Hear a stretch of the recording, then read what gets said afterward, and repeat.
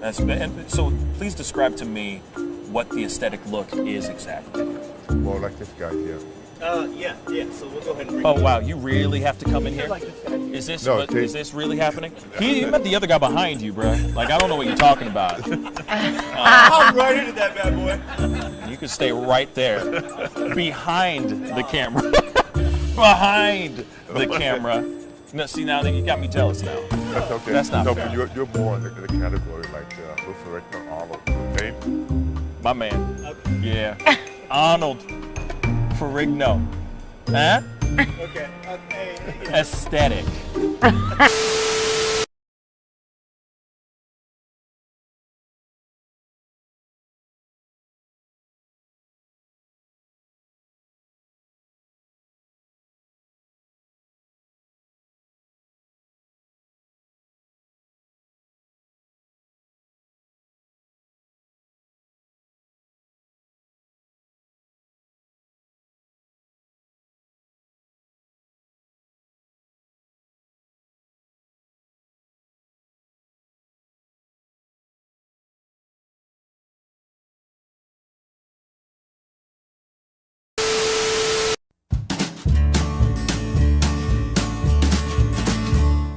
That's great, partner. You two ever go out place everything in its proper place? That does not make sense, but we usually do go.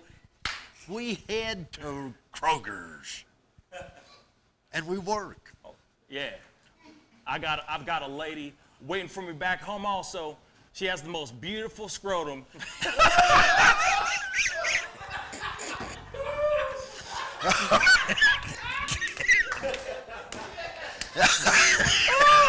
Oh, God! And when she sings, she sounds just like a puppy dog.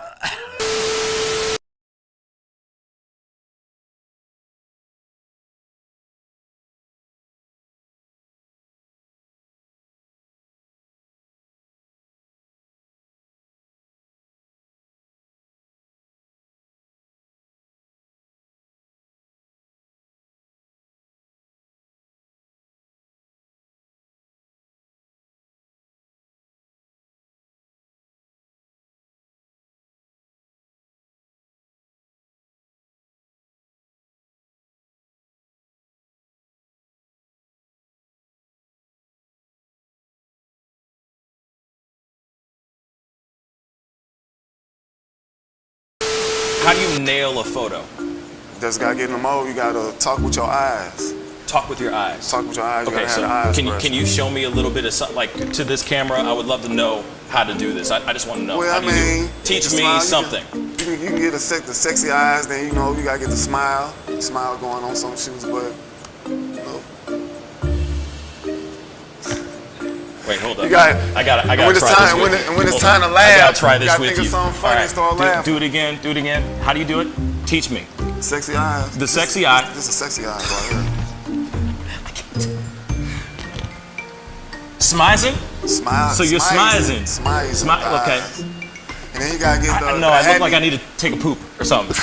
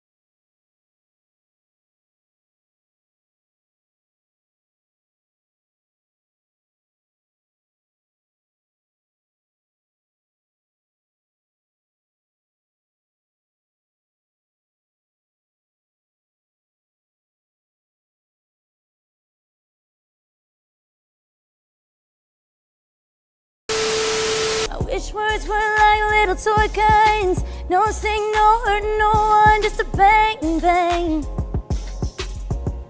Right? Is that it? Yeah, it's something like that. Just a bang, Toy bang, guns. rolling off your tongue. Toy guns. It's no smoke, no Bang, bang. bullets. Water guns. All right.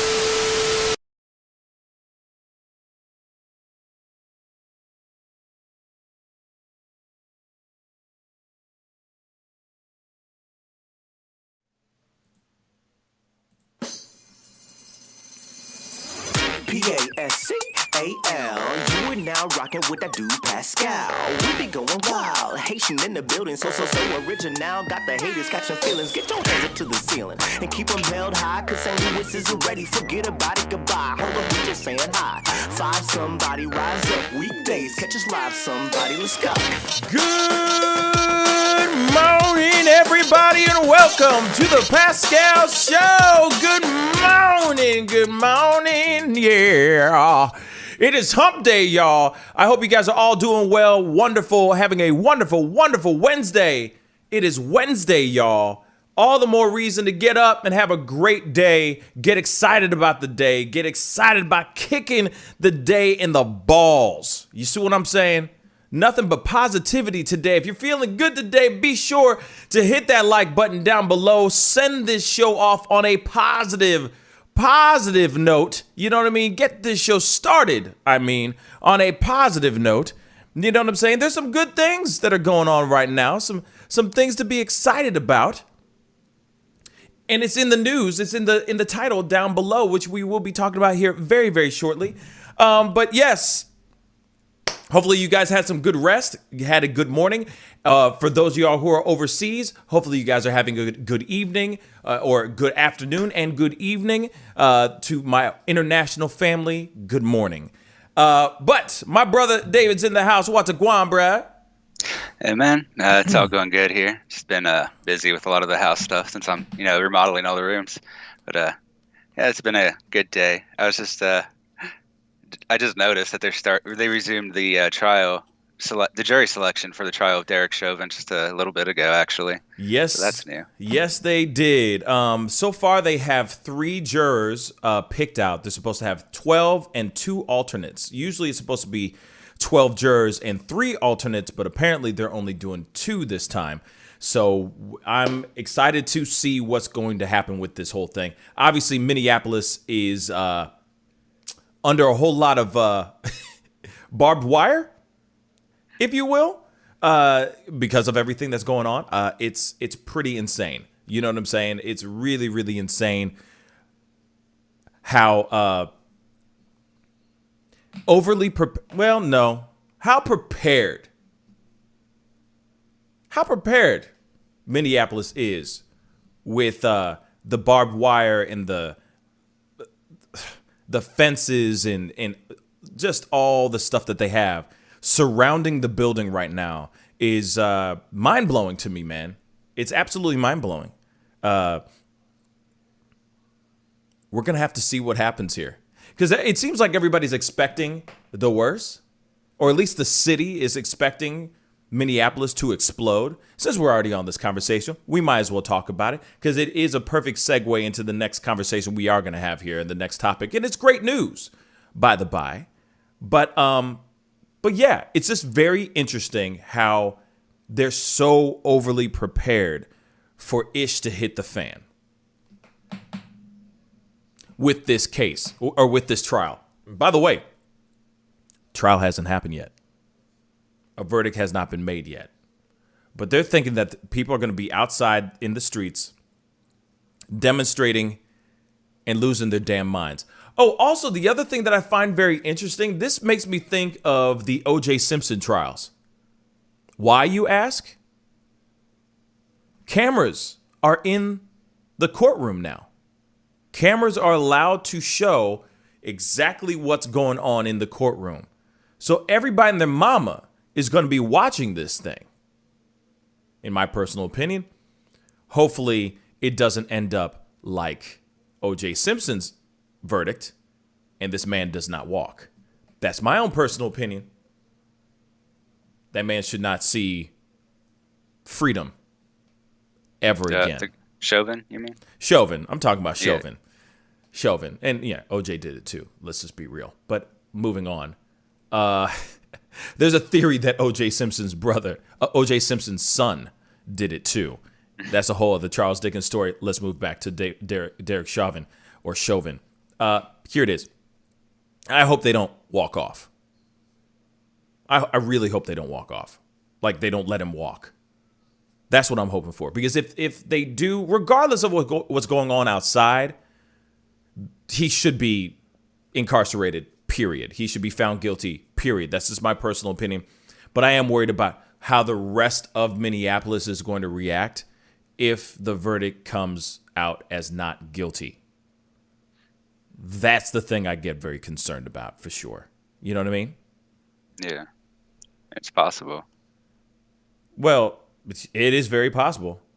I mean, they were trying to change the charges from like second degree murder to third degree murder. Then they were trying to remove the third degree murder charge, etc. I mean, no matter what, they're trying to find something to pin on this guy, to get him found guilty on something, at least something. Here it is. He will be found guilty. Well, I have many fears, but I really, he will be found guilty on something, but I don't know if it's going to be a conviction that's going to be severe. That's what I'm worried about. What were you going to say, David? I'm hoping they do get the charge on manslaughter to go through. I think that's the most likely one.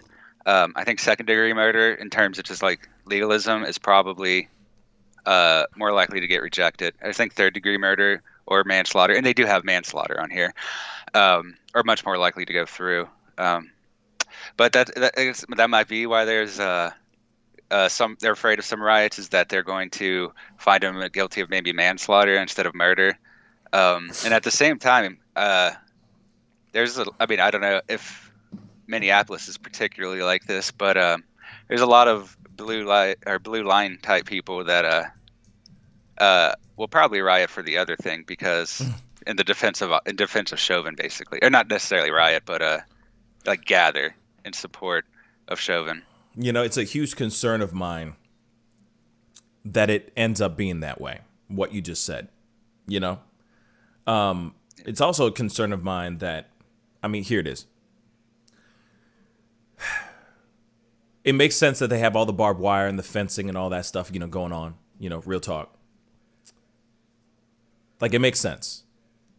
It's better to be prepared than January 6th, right? Yeah. But I feel like there's going to be, if he gets to the place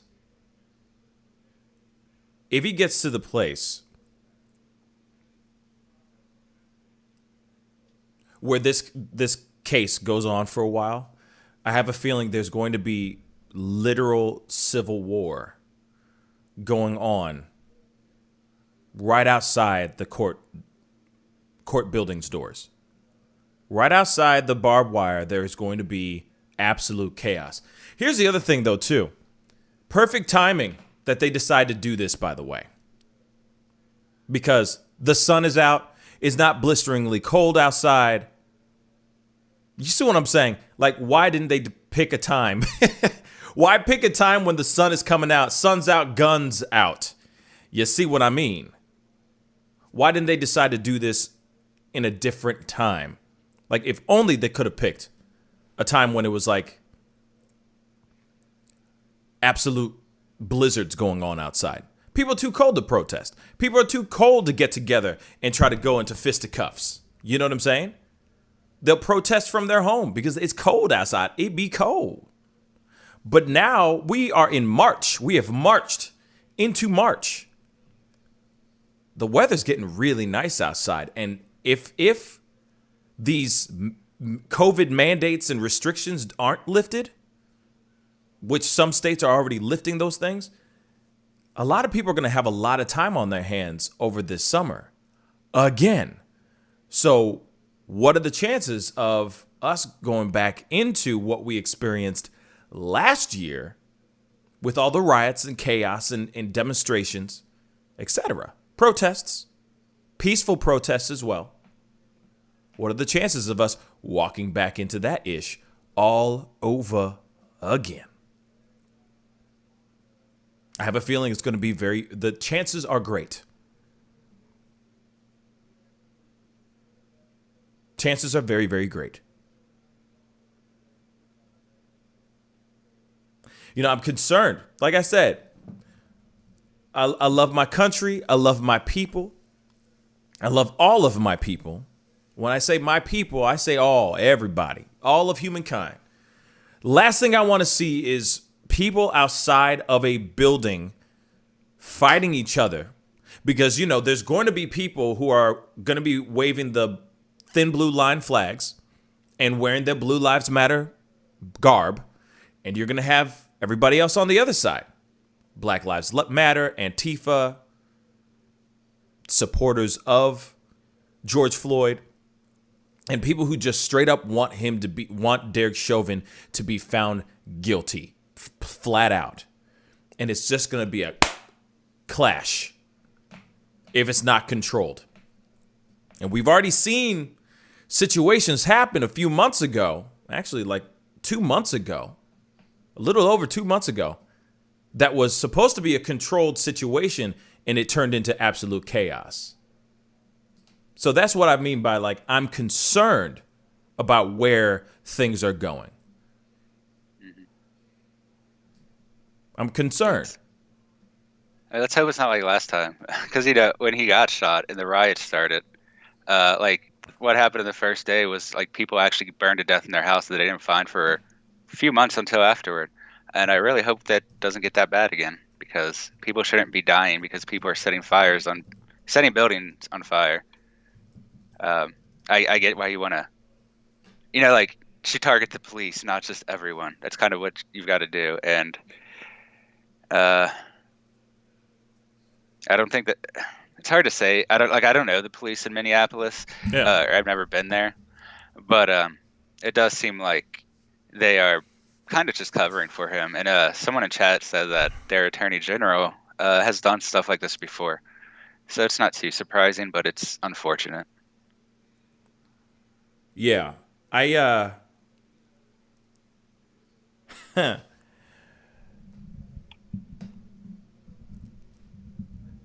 don't know if this trial being televised is a good idea as well. That's just what I personally think. I just think it's a bad idea.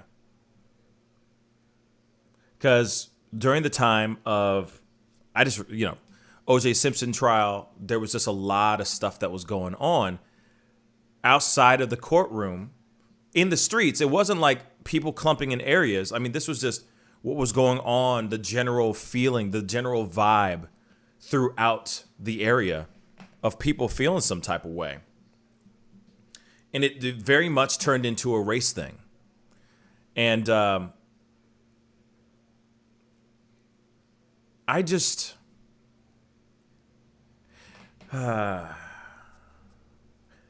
Conservative just said something that I'm just like, bruh, okay. All respect. He says, do y'all know Floyd had 11 milliliters of fentanyl in his system, 19 milliliters of meth in his system.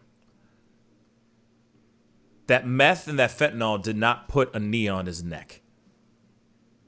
Just saying.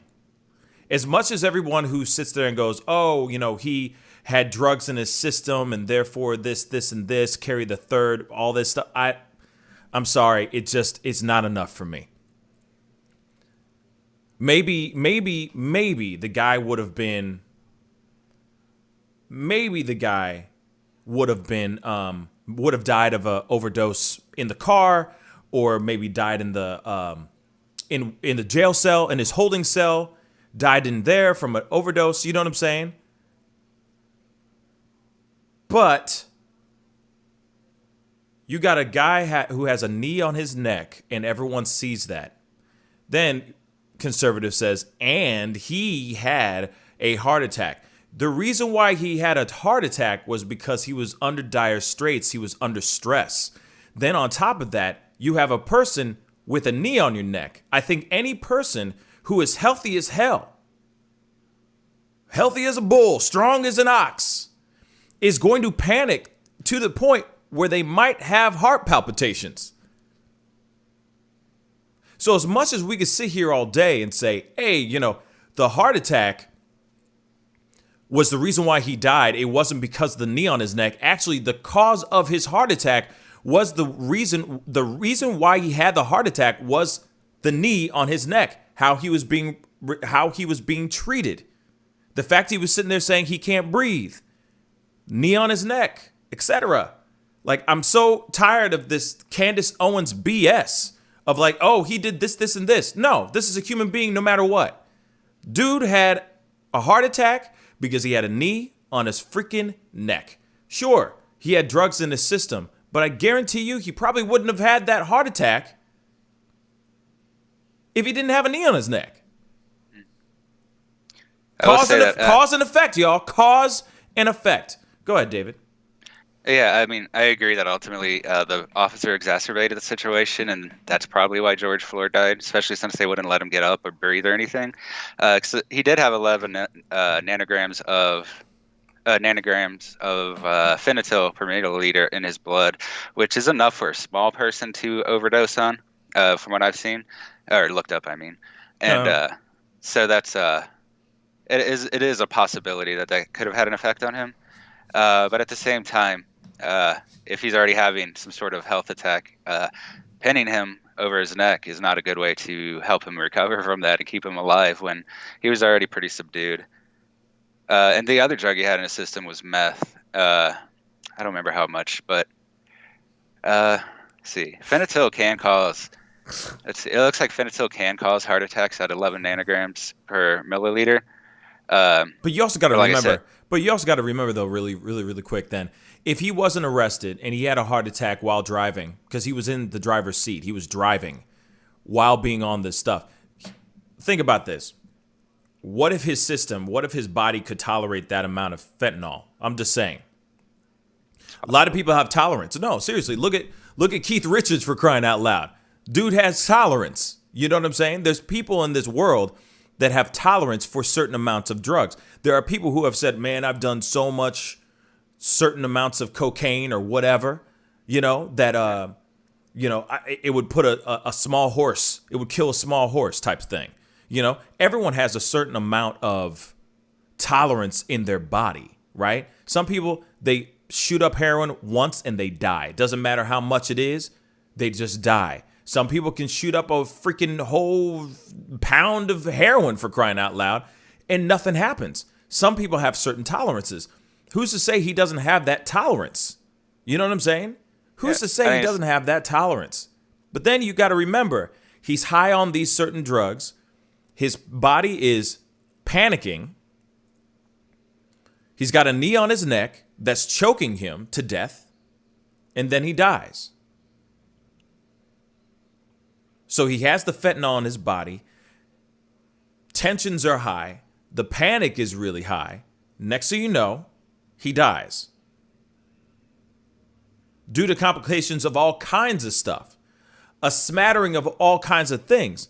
But I guarantee you, if he was just arrested, thrown into the car, driven off to a jail, he would have just rode his high, gone to sleep, woke up the next day, been bailed out, and he would have been back on the streets doing his thing as he usually does. I guarantee you that. But how he died was from a cause of having someone's knee on his neck, choking him to death as well. Yeah, I mean, definitely. They're not going to. That's why. Let's be real. This is not why. This is the reason why Derek Chauvin is not getting first-degree murder, because they're saying that there are other causes that helped cause his death, but Derek Chauvin was part of it. And you cannot sit here and say that Derek Chauvin was not a contributor to George Floyd's death.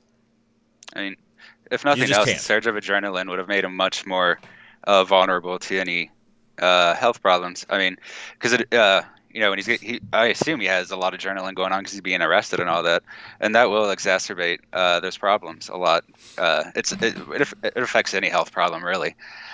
But like I said, this is just a case. I think I looked up the meth too. The meth wasn't a fatal dose, and the fentanyl is only possibly a fatal dose in very, very small people. And like you said, people have different types of resistance to this. Like me, for instance, I usually have to, if I get like a medical pills, like from the VA or whatever, I usually end up getting like a double dose just because normal doses don't affect me. And that's pretty common with people that are very, very active or have a lot of anxiety, because it does affect those things. And it actually reduces the amount of time drugs can affect your system. So, it's hard to say, but most likely, based on the science of who dies with how many drugs, it seems unlikely that the drugs alone would have killed him. That's what I think. Now, there's a huge debate going on because I'm reading everybody's comments and all that stuff. And conservative, thank you for the correction. You are right on that part. It wasn't a premeditated murder. That's up for argument's sake, of course, obviously. Not like he was going out there premeditatively saying, I'm going to go and kill George Floyd. So that is true. That is true. But at the same time, people sit here and say, I'm reading in here, DOV said that there's zero tolerance in fentanyl. But then I got Shay, who's saying that you can get a tolerance from fentanyl. She says, yes, you could build up a tolerance to fentanyl 100%. Here it is. It's just like anything else. It's just like any other drug. Of course, there's those crazy stories of people just taking fentanyl and all of a sudden they're dead. You know what I'm saying? Now,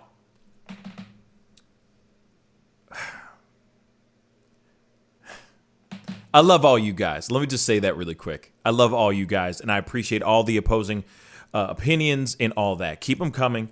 You are more than welcome to be in this room and talk in this family. You have your opinions, and you're entitled to those opinions, okay? But when I say that, then I say, but there's definitely a way that you can take fentanyl to a certain extent that you can get high off of it and not instantly die. There are, of course, obviously there's a lot of stories of people who are like, hey, this guy took fentanyl, him dead now. Like just instantly, him dead. Now, that is true. You can build a tolerance to to most drugs. It's not like you could shoot bleach up your arm and build a tolerance to bleach. You know what I mean? I mean, just a quick anecdote. Go ahead, please. When I was in high school, I took opiates for a while, and you do build up a tolerance to them very quickly. By the time I left high school, I just stopped taking them because they didn't have enough effect anymore. It cost way more than what I was looking for. And, I don't do illegal drugs or anything anymore. This is when I was a kid. But even then, as a kid, it didn't it didn't have that kind of effect, to be honest. Right. Where you're going to, you're not, generally if you take them, you're not going to be having a huge heart attack for the most part. Because it just mostly relaxes you way too much. And that's why people get addicted to it, because it makes all your pains and things go away. Yeah. But at the same time, like I said, when I did it it was recreational when I did them in high school, and you do develop a tolerance pretty quickly to it. Exactly. I feel like that's with most drugs. Let's just say that. Because, I mean, obviously, I don't know, I don't know a whole lot of drugs personally, but then again, it's like when you have something like, when you smoke weed, you eventually build a tolerance to it, and then you just want to get the strongest, best weed you can get because the nasty swag type stuff doesn't work no more the same way it used to when you first started smoking. You know what I mean? You build a tolerance to those things. Same thing with George Floyd. Who's to say that he hadn't had fentanyl before? Of course he has had fentanyl before. So he takes the fentanyl. This all of a sudden happens. All this crap happens. He has a knee on his neck. He has a panic attack. You know what I mean? Mark Jones says, you got to try them all. No, I really don't want to. I like my life exactly the way it is. But, you get arrested. You've taken this fentanyl. You're high as a kite. You are high. All of a sudden, cops pull up. They start arresting you. You are high. You're freaking the hell out. Then all of a sudden, you fall onto the ground, belly down, knee is on your neck now. You can't breathe. You are already panicking beforehand. You're panicking even more now because there's a knee on your neck and you can't mother-loving breathe. I'm sorry. Your body is going to do something. Your body's going to react. Your body is going to go, oh my God. You know what I mean? Try not to curse. You know what I'm saying? You're going to go, oh crap. What's going on? I can't breathe. Period. And a lot of things happen to you when you are suffocating. A lot of things your body does whilst suffocating. I just want to make that abundantly clear. It's not like you just only die of suffocation. There's other things that can happen to your body while you are fighting to get air. Isn't it true? Like something like now I'm speaking out of turn. You know what I mean? I don't know. I'm not a doctor. I'm not a scientist. I don't science. Okay. But isn't it true? Like when you're like, okay. For example, it's not say you jump out of like the top of a building, right? Sometimes it's not the actual impact that kills you. You die sometimes midway through the fall because of the panic attack that you have that's so intense. Through a heart attack, right? It's, oh my God, I'm going to die. And before you even hit the floor, you've already died from the anxiety and the panic attack that you've had within your body, right? So, then you got to look at this other thing. Chauvin, knee on his neck, chilling in the cut, hand in his pocket like he's the most powerful man in the world. Guy is sitting there. Floyd is sitting there literally going, please, I can't breathe. I can't breathe. He's calling out for his own mother, man. He's calling out his own mama, okay? As he's dying.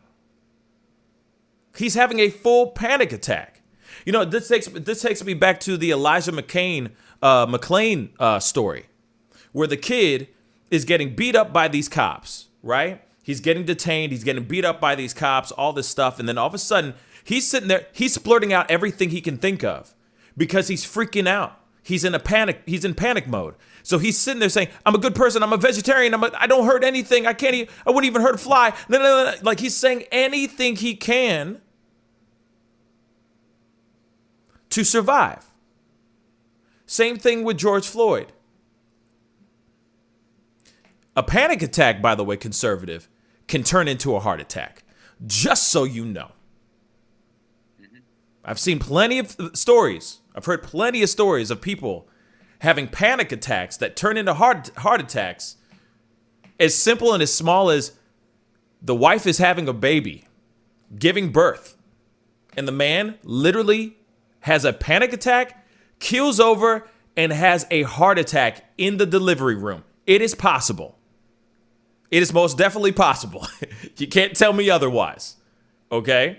So, yeah, go ahead, David. Go ahead. I was going to say, too, supposedly, as far as I know, it's still the case that they were trying to arrest him for using counterfeit cash, like fake $20 bill. And honestly, that's a major problem within the law, is because if you use a counterfeit bill, even if it's one and you don't know that it's a counterfeit bill, you can still go to jail with that or be charged with other like monetary crimes, even if you didn't know you had that $20 bill. I don't know how often they actually prosecute that, but in this case, I mean, they killed someone over it. So, but from what I can tell, generally, if you only like use like a 20 once on accident, they just take it and you go away, and that's it.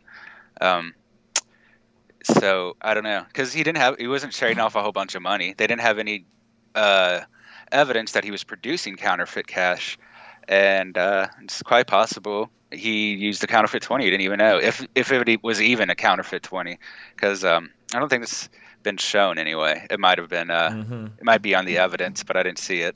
Real quick, Butter Pecan, by the way, just said something. Hello, Butter Pecan. Thank you so much. Butter Pecan 9 on YouTube. Thank you so much for the comment. By the way, my favorite ice cream. Thank you.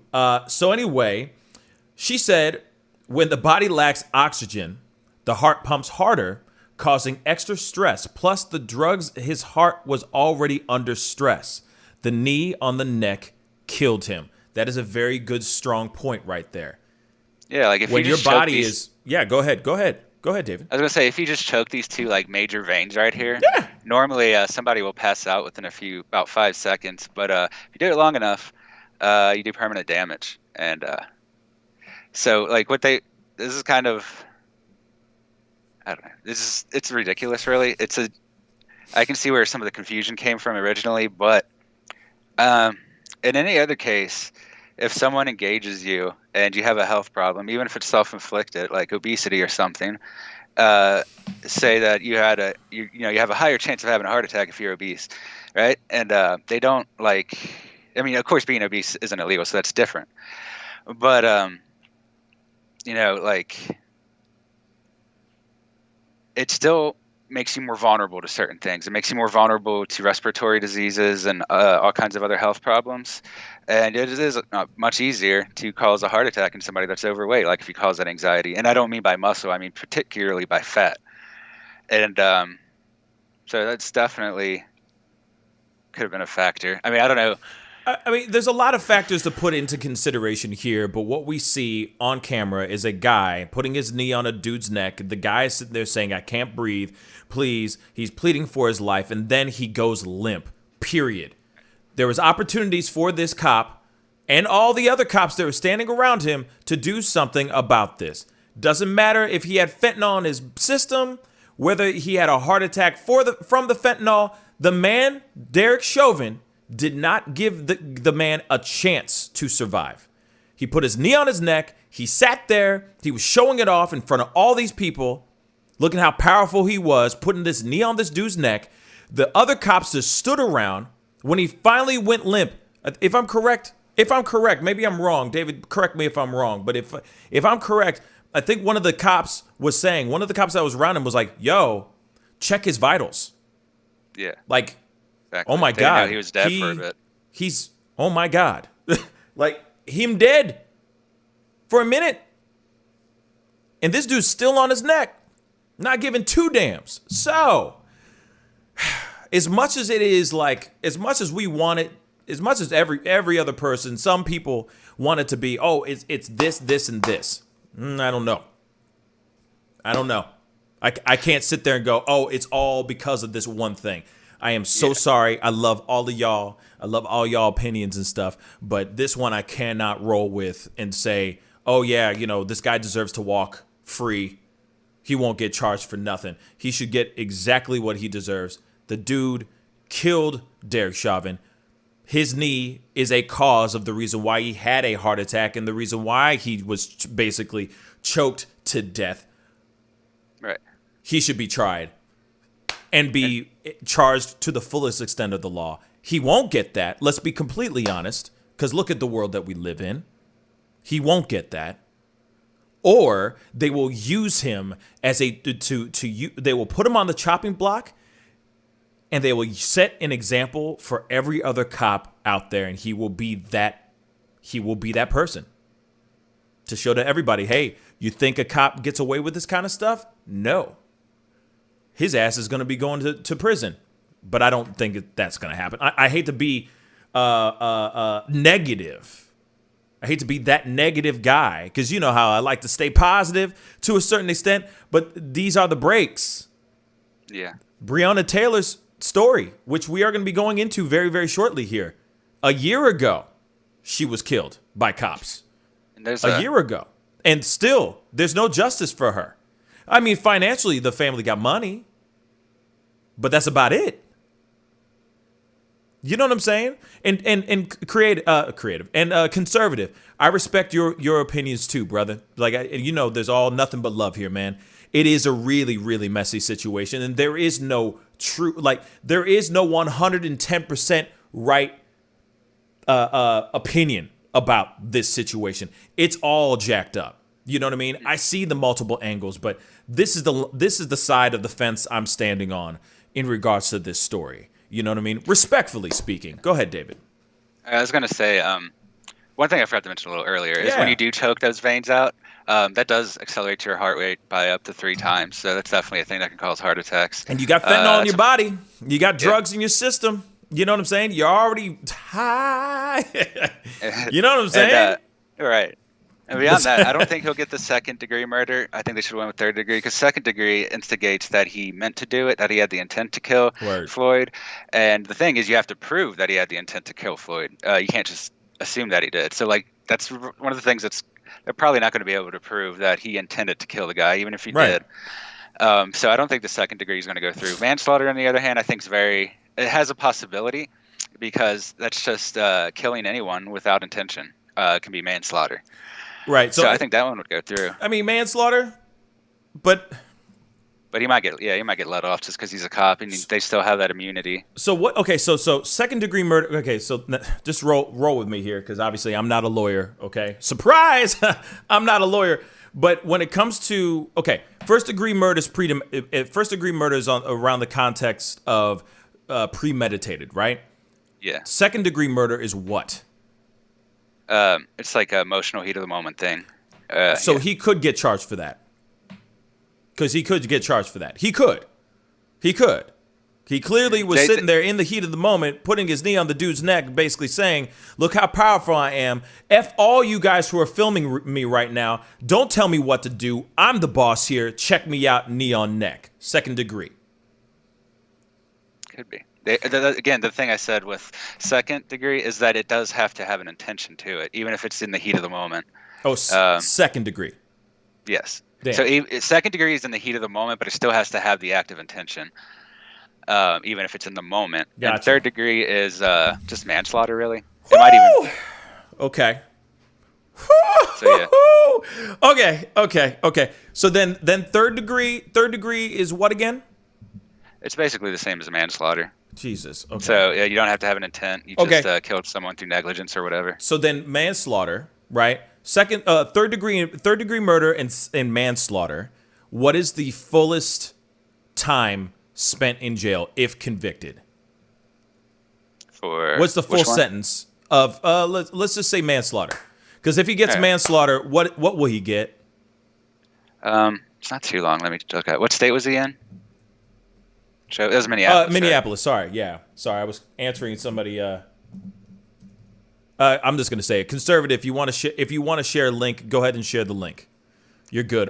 Or if you're on Discord, real quick. Sorry. If you're on Discord, really quick, just put in the Discord main chat, and then everyone can see it there. Because I don't know if you can actually send things on, post things onto the chat. Sorry. Go ahead, David. All right. So for Minneapolis, it looks like 3rd degree is the same as voluntary manslaughter. Carries a sentence of up to 15 years in prison or a fine. So you might just get away with the fine as well. Jesus. 15 years. You said. Yeah. 15 years. Well, but that's if it's voluntary. If it's involuntary, it's 8 years. So he might get 8. Yeah. Worst case scenario, 8. Get out in 4 or 5 on good behavior. You know what I mean? Roll it into a fine instead as well. That he'd probably get donations to pay off. We're hoping to straight good God that he doesn't pay a fine. That he just actually, like, we can't have another what's his name now? I feel so bad. Darren Wilson. We can't have another Darren Wilson situation. You know what I mean? We can't have another Darren Wilson. If you don't know who Darren Wilson is, let me just give you a quick reminder of Darren Wilson. Darren Wilson was also a cop. He was involved, and he was the person that killed Michael Brown Jr. So I want to make that abundantly clear. He used to, I don't know what he's doing now, but he wasn't tried at all. He was set free, and he went off to work in my area. This is in St. Louis. This happened in my own hometown, baby. And he was sent off to some shoe store, working in some shoe store way out in the boonies somewhere. You know what I mean? Like, hiding in plain sight. The dude is still living his life and doing his thing. He didn't get a slap on the wrist, no nothing. Yeah, sure, he got death threats and all that stuff. But that's terrible. But at the same time, he should have been in jail. Or at least he should have been tried. At least that. And he wasn't. Those charges were dropped. Kind of like Breonna Taylor's story. Charges were dropped. Yet these cops were shooting all up in that house. Blindly. And that woman is no longer with us. You know? I mean, one of the problems with the police is they almost always, Philando's killer still walks too. Thank you, Wintermute. Exactly. Sorry, I'm listening to you, but that was just a good point. I actually forgot what I was going to say, to be honest. But Philando Castile, same thing. You know, his shooter, the person who killed him, still walks these streets to this day. The cops that were involved in the shooting of Breonna Taylor, most of them are pretty much still on active duty. From my understanding, there's only two of them, I think, or one of them that got a first-degree wanton endangerment, which is basically because they shot wildly into other buildings or other apartments that were next door. Higher charge for shooting the wall. They got higher charges for shooting an inanimate object. Real talk. But the attorney general over there, he's a piece of work in itself. We ain't going to talk about that attorney general because I got things to say about that dude. But, you know, like I said. One more go ahead. One more thing is, like, this is a problem. They did it with Prude. They did it with Floyd and probably other cases that I don't remember off the top of my head. But a lot of the times when they're doing these, like, chokeholds or whatever, they're not doing one that is safe. Like, they're putting weight on these people's spines, which is a good way to get them killed. That's what you want to do if you want to kill someone instead of subdue them. Right. You don't really put weights on people's spines because the spine is fairly fragile, and if it messes up, it can cause, can kill you. Ain't it funny? Ain't it funny, though? They're like, oh, we're just going to use everything that we have by any means necessary to make sure that this person doesn't move again. And it's like, wait a second. Wait a second. You can't do that. And I understand there's certain things like in the heat of the moment, but you are a trained professional in the arts of martial law or in the arts of the martial arts, right? You're supposed to be the one knowing what move is going to be safe. Not only that's going to stop this person from doing something, right? But it's going to safely make that person stop doing that thing. Not kill them. Or Derek Chauvin most definitely did that and put that into a conversation. Put that into a display of power. I'm not about to play the video because it's too heartbreaking to watch. I've seen it countless times. But even in that video, you can see for yourself that he is sitting there and he is showing off. Derek Chauvin is showing off. And he is showing off all kinds of power. And that's ridiculous. That's unnecessary. That display was stupid. And now he is no longer... He's no longer here. And yes, there were stories about how they used to work together. And Derek Chauvin at a club. And Derek Chauvin was a jerk. And George Floyd was in this, in this club. They were working with each other. I guess George was working the indoor security while he worked outdoor security. And apparently they just didn't get along very well. And then, of course, a few years later, or actually not even a few years later, I think later that year, they run into each other, and it ends up with Chauvin's knee on George Floyd's neck. But they apparently knew each other. I have a video on that too, on this channel. Go check it out. It's a deep dive video where looking at the footage and all that stuff, it's old school. It's really hella old school. But yeah, that really is real. You know?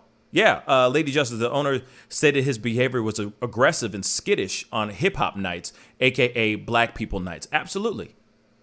Absolutely. You know, some of these guys would sit there and go, oh, these are the nights where the club gets really dark. It's true. That's what they call it. It's the truth. Sad.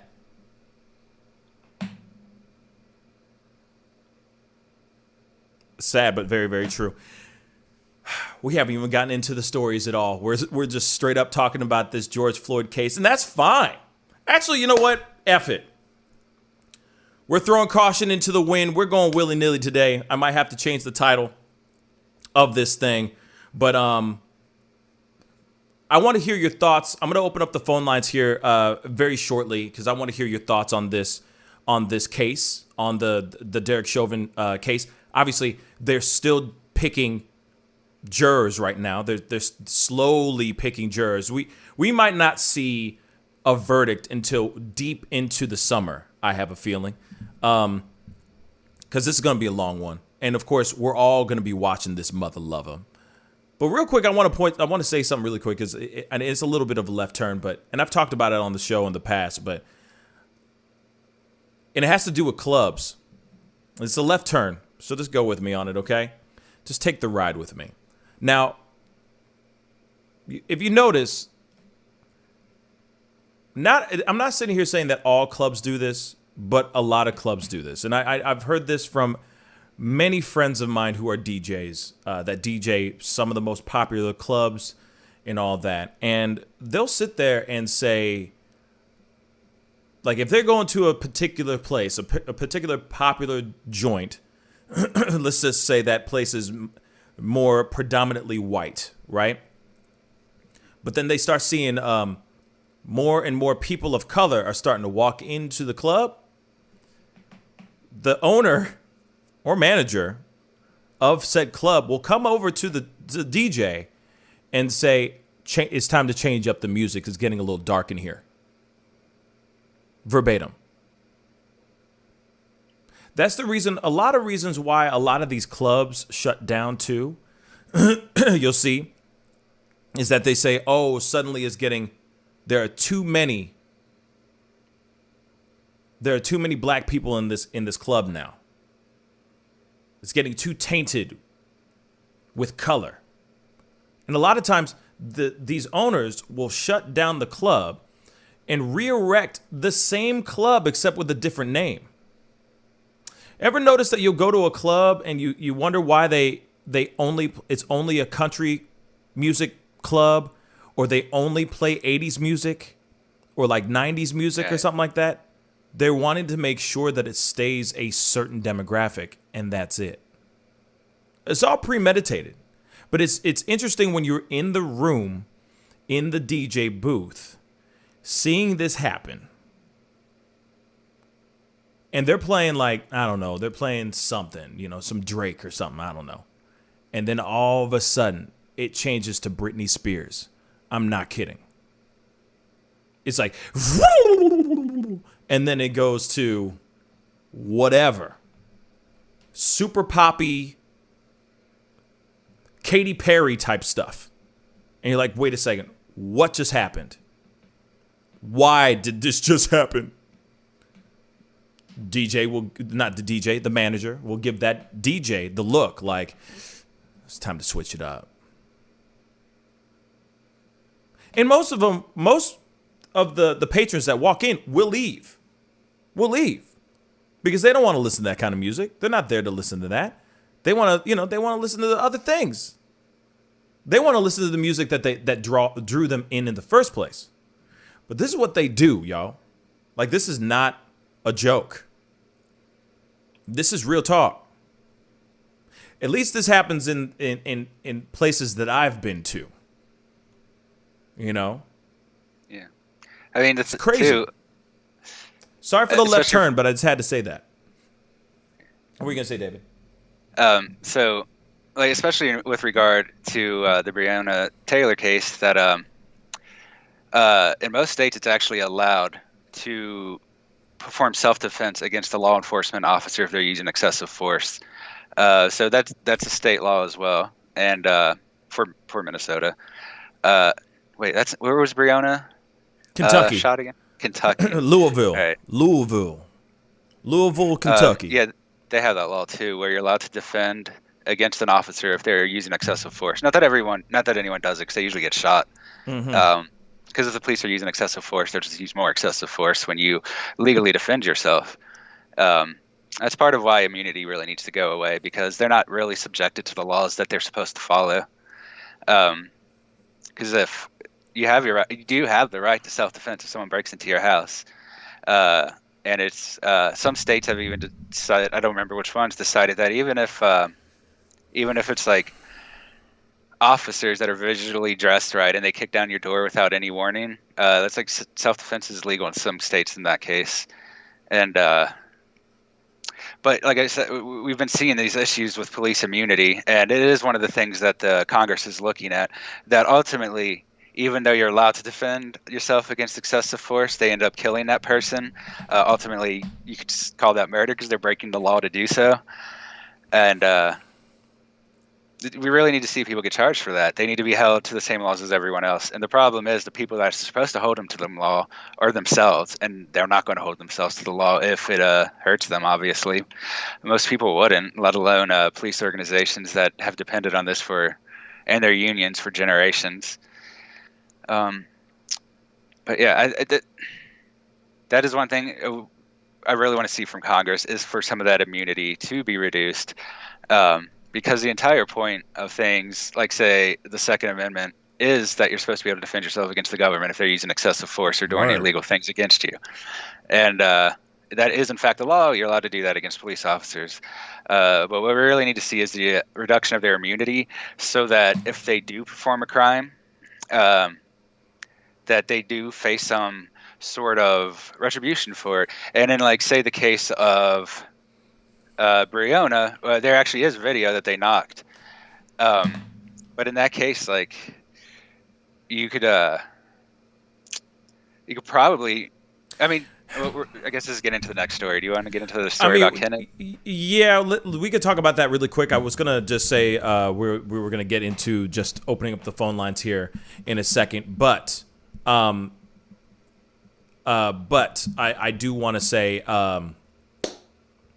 we do need to talk about this good news. I think this is great news, so let's talk about this too, so we can jump into it. So Kenneth Walker's charges have been dropped, and if you don't know who Kenneth Walker is the boyfriend of Breonna Taylor. He was there on the dreadful night of her death. He was shooting back. He was the one who actually had a gun on him and shot through the he's the one who shot through the door that actually hit one of the officers, which caused all the officers to start opening fire straight up into the building, into the house, which ended up killing Breonna Taylor. But now those charges have been dropped. David, what's good? All right. So with like you said, with Kenneth, those charges have been completely dropped permanently as well. So there's no chance of them bringing the case back up in the court later. It would fall under double jeopardy. So he's pretty much safe at this point, since it was since the judge explicitly said that it's a permanent dismissal. So he's safe from being recharged for that because of the double jeopardy law. But ultimately, they found that all charges on the night of Breonna Taylor needed to be dropped. And Jefferson Circuit Court Judge Olu Stevens dismissed the charge with prejudice, meaning Walker cannot be recharged in the future. Good. And he was originally recharged with assault and attempted murder of a police officer after he shot Sergeant Jonathan Mattingly when they entered his apartment on March 13. Walker told the police he didn't know the officers were at the door. So this is one point I'm going to talk about very briefly, is that there is video that they knocked, and supposedly the neighbors said they heard him call out the police. but because there's a reasonable doubt that he didn't hear that, that's why they dropped the charges. And it's not really unusual. It's really kind of unusual for cases like this to be dismissed in the circuit court. But in this case, part of the problem is because of the criminal justice system. So there's a lot of oversight with this one. And I think part of why they dismissed it is because otherwise they would have to go through the trial. And that would ultimately permanently set precedents that you can defend yourself against the police. Even when they're attacked, even when they have a warrant and call themselves out. That's probably why they dismissed it instead of taking it to trial, in my opinion, because it would have ultimately looked bad on the police and reduced their power. Right. Yeah. So basically, I mean, this is falling under what I was talking about earlier, where you do technically have the legal right to defend yourself if an officer is using excessive force or that they're not properly identified before they use force against you. And this seems to be what the judge was going for, the Jefferson Circuit Court judge. Seems to have been working from that idea that you're allowed to defend yourself against the police when they're acting incorrectly. And there's one more thing I do really want to say about this is that, yes, the police did act incorrectly in certain parts, but the real problem is that a judge told them to do that. It sent them there, gave them the warrant under not necessarily faulty, but not the best information. I mean, it was bad information. Like, it was not fully thought out and fully thorough. They thought they were going into a place that it contained more than just Breonna Taylor, like an actual criminal, but it was just Kenneth Walker, right? Like, I think that wasn't it that they thought that they were trying to get Breonna Taylor's like ex-boyfriend or I guess partner with all this crime. They were there to gather evidence. They weren't there for an arrest. So their warrant was just to investigate. The arrest happened because he shot back. So right. So the shooting happened because of that. But my God. Okay. Yeah. But my point is ultimately that this is kind of the judge's fault because he had all this data that they had, and this is usually the case in situations like this where police officers go to the place, do something bad. Usually the judge is very implicit in that. The problem is the judge is the one that has to decide if he created a problem. He's never going to do that. So that's why we continue to see these issues. Even if you get rid of the individual officers, the judges are still going to approve things on bad information and send people to places they shouldn't always be. And the police are going to be the ones to take the fall for that, even if they're not ultimately the ones that decided they need to go there. And because there is an issue, of course, with the police themselves being excessive and overly violent. But at the same time, we have to remember that the judges are often the ones sending them or giving them warrants to a lot of the places where these incidents happen.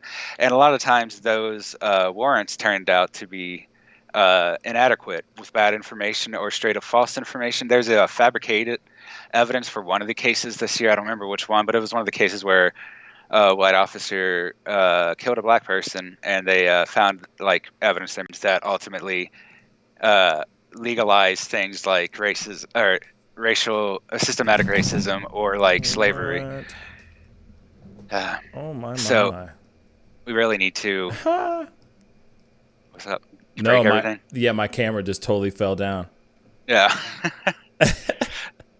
Yeah. Gotta love that. That was awesome. It sucks.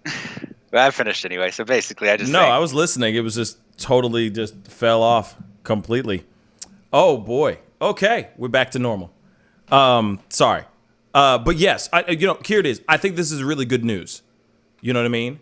To me, this is very good news that they finally are dropping something, that there's something going on. And I'm very happy about that news. You know what I'm saying? I think it's getting a little crazy that there's no sort of justice going on for anything, for anyone, and for anything revolving around the victims of what happened with the Breonna Taylor incident. You know, the murder of Breonna Taylor. I think it's absolutely unfair and wrong that nothing's changed. Nothing's changed at all except for this, which I'm very excited and very happy about. Like, it's about damn time that they did something, you know? I'm surprised that And, I'm just surprised that the Attorney General didn't have anything to say about this, or wasn't trying to jump into the middle of it and trying to muck things up and trying to make things worse. So I am actually really happy about like how this has all been taken care of. You know what I mean? It's just it's about time. Like I said, it's about time for this to start happening. And I agree, but yeah, I would really like to see the conviction instead, because the problem is they're doing this outside of the court. Like, the lawsuit was settled outside of the court. They dismissed him, so that's no longer a court precedent. Basically, what they're trying to do, basically what it seems like they're doing is they're acknowledging that they did something wrong, but they're preventing them from going to court, because once a judge does find that he was completely lawful in shooting the officers because of an invasion or whatever, that becomes a precedent. Once you have precedent with the court, that's a major thing. That means other courts will have to adopt it, or they'll have to challenge it to some degree. Yeah. And so it's just, this is like this, like they gave money to her family so they wouldn't do a criminal suit, and they dismissed charges against this guy so that they wouldn't have, so that there wasn't the potential he'd be found innocent and the police in the wrongdoing. And that's why they dropped it. That's the best way, unfortunately, to keep major change from happening, is to settle with the people that you committed these crimes against, that the government committed these problems with. Right. And the thing is, a lot of times the people that the government does this against are poor people, so they can't really ignore like a $500,000 offer that changes their whole lives. Even if it is just a temporary thing that benefits them, and it lets this kind of like systematic problem continue on. Yeah, I mean, of course, there's things that need to be done. You know what I mean? In regards to just how the procedures are done, how they do these no-knock warrants and all that, and how Breonna Taylor was treated and everything, and those things need to be taken care of, and they need to address those issues like crazy. But at least for right now, I am definitely happy that things are starting to step in the right direction in regards to it. You know what I mean? Like, okay, Kenneth Walker is not getting charged at all for defending himself to a people that he didn't know on the other side are busting their ass, knocking on the doors and being crazy. You know what I mean? He doesn't know who was being on the other side. You know what I mean? And that's one thing, you know? So I am happy that this is being taken care of. And this is just one step towards a long, long history of things trying to get like figured out and situated, you know, so that we don't have other Breonna Taylors in the future, you know. So this is just one step in the right direction towards remedying the issue. Real quick, guys, I know that you guys are. I'm getting a lot of people commenting saying that the things are that the video is going out of sync and everything. Yeah, I don't know what happened in the middle of the show. But if you just stay chilling, it'll rebuffer, like it'll reconnect itself. Just give it some time. It'll rebuffer back to where it was before. I don't know why it's doing that. Leah, thank you so much for the comment, and for everybody else, Conservative, everybody else who's involved. Thank you so much for saying these things and letting me know. Because yeah, the internet like just dropped out for some weird reason, and now it's back up and running. Just be patient. It usually links back on and everything's back to normal. But real quick, I do want to open up the phone lines because, you know, I want to open up the phone lines, and there's a lot to talk about, but then there's still this other piece that I want to pull up because it is part of something that's been going on. Obviously, if you guys don't already know, Piers Morgan. We got to go into this next story. Let's just do this really quick, and then I'll open up the phone lines. Piers Morgan was, as you already know, because we've been talking about it for the past couple days, Meghan Markle, Prince Harry had an interview with Oprah Winfrey on Sunday. This thing is gone super crazy. It's been a bombshell. Everybody's losing their damn minds, including Piers Morgan. Piers Morgan was live on his show, on one of his shows that he hosts, Good Morning Great Britain. As he was doing his thing, he gets into a verbal altercation with one of his co-hosts, and he storms off the show. Only a few hours later, he goes and says that he quits. He's stepping down from the actual show itself, which is obviously a big surprise. I feel like that's a big surprise for a lot of us, right? He's there. He's doing his show. Next thing you know, this dude calls him out on his BS, and he's like, nah, I'm good. I'm good now. I ain't doing this no more, right? So he recently broke his silence to the paparazzi, because everybody was there checking this thing out, and he had some things to say. So we're going to take a look at this video to show what the things he had to say. What he had to say real quick. And Cecilia, I know, just give it some time. It'll sync back together. You know what I mean? If you're watching, I'm sorry for the out of sync crap, but this is what happens. All right, let's check this out. Is there a picture of you without your, because of, unless you're giving permission? She doesn't mind it. A lot of people are saying you do. No. No, I believe in freedom of speech. I believe in the right to be allowed to have an opinion. If people want to believe Meghan Markle, that's entirely their right. I don't believe almost anything that comes out of her mouth. I think the damage she's done to the British monarchy and to the Queen at a time when Prince Philip is lying in hospital is enormous and frankly contemptible. So if I have to fall on my sword for expressing an honestly held opinion about Meghan Markle and that diatribe of bilge that she came out with in that interview, so be it. Your decision to leave ITV wanted you out? Yeah. No, it's all very amicable. I had a good chat with ITV and we agreed to disagree. And where next? Wow. This is only one of my jobs. Are you in talks? I'm always in talks with people. He's like, I think I've in talks with you all life. he's like, I got 7 jobs. I don't get tired. The hell you talking about? Meghan Markle, just stop trashing the royal family. You make enough money off their titles that they gave you. Did he? Wow. Why don't you just bank the cash and stop trashing the royal family? No, if people don't Hold on agree one with my second, opinion, Dave. that's entirely down to them. I made my feelings clear about what I think about mental health on the show yesterday. People Jeez. can go and see that for themselves. That's unexposed, man. Good luck to him. Although the woke crowd will have thought, they think that they've cancelled me, I think they'll be rather disappointed It's hilarious. when I re-emerge. Reemerge like from, I'm sorry. What? Okay. So a re-emergement. I would call it a temporary hibernation, but of course my opinions remain my opinions. They can't silence that. Right. And your Daily Mail column, is that still a thing? Yeah, of course it is. Yeah. I've got lots of other jobs.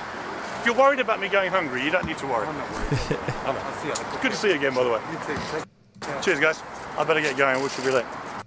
So there it is, y'all. He's sitting there going, hey, I ain't worried about a damn thing. Y'all sitting here like worrying about what I gotta, like, about my money. Y'all worried about my bags.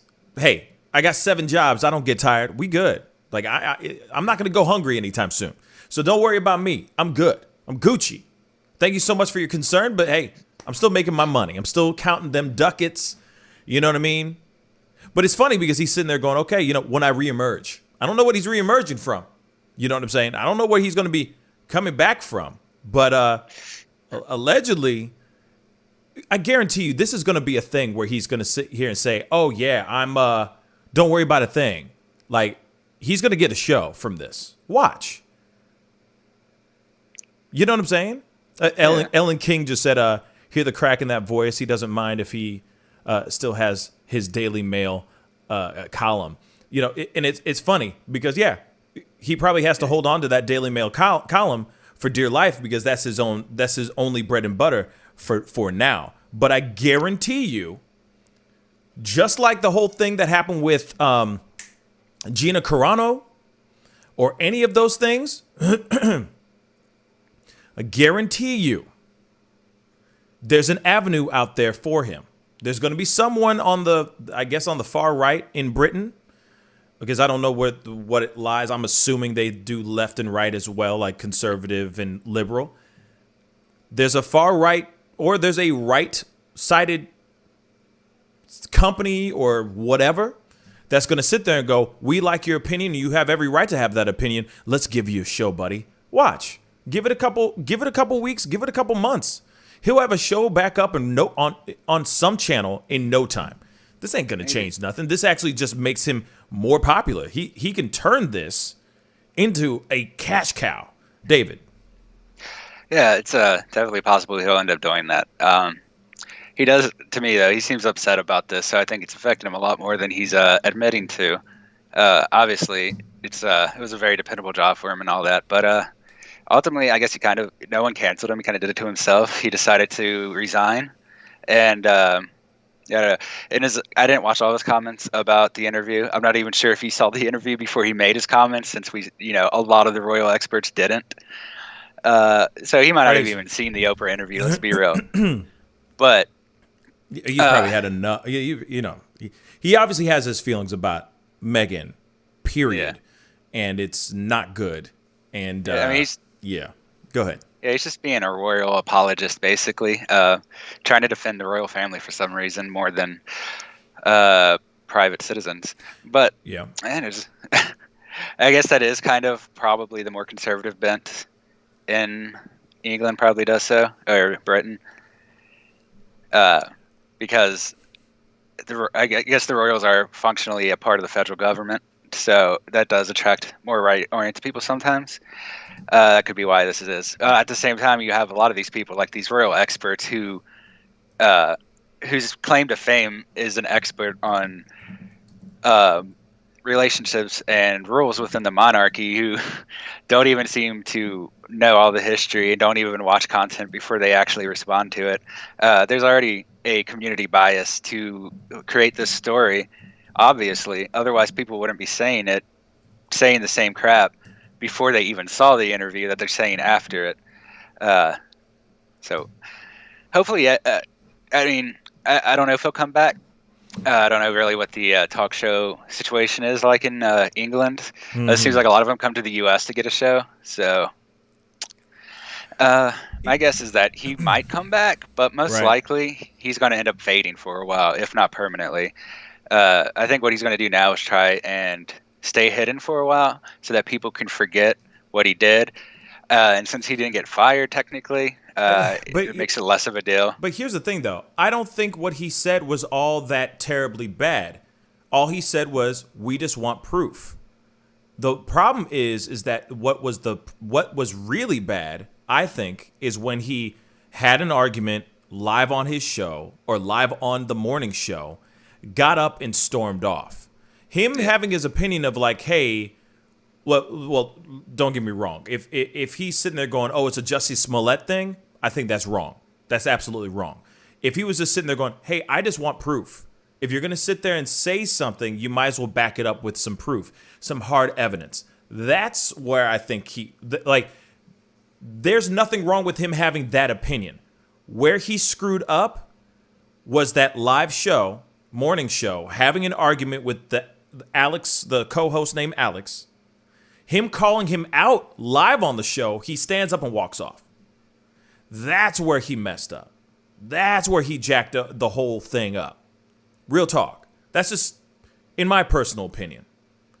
He could have stood his ground, said what he had to say, or they could have had that conversation not on the show live.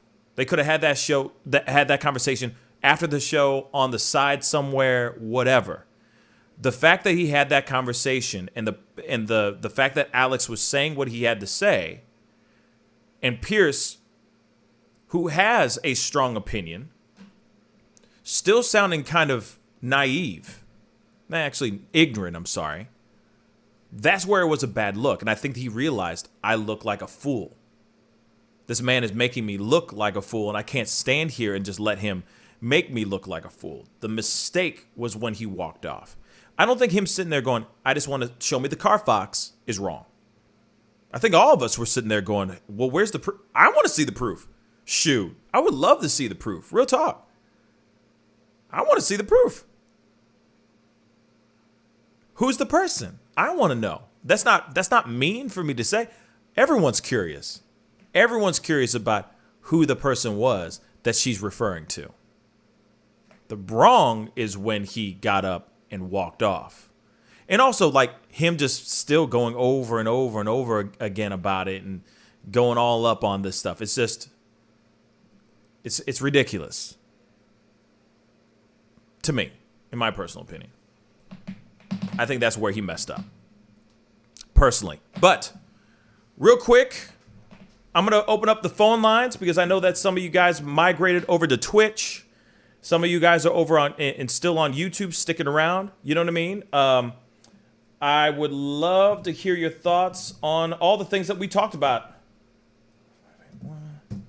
Give me a call, 314-766-4581. Love to hear your thoughts on anything that we talked about today. Give me a call, 314-766-4581. Don't be shy. Let's chop it up for a few minutes, and then we got to jump off, unfortunately. David and I have some things to do before before the day's end. And before I go back live at 7 p.m. tonight. So give me a call, 314-766-4581. What are your thoughts on any of the things that we were just talking about? You know what I mean? Speak on it, y'all. No pressure. Take your time. I know some of you guys are still trying to, well, there you go. Some of you guys are still trying to log into Twitch and all that stuff.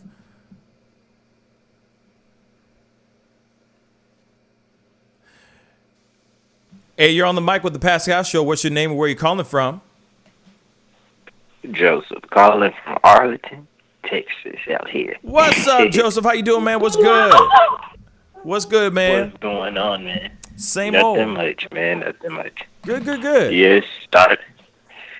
Well, family's good. Everything's good, and my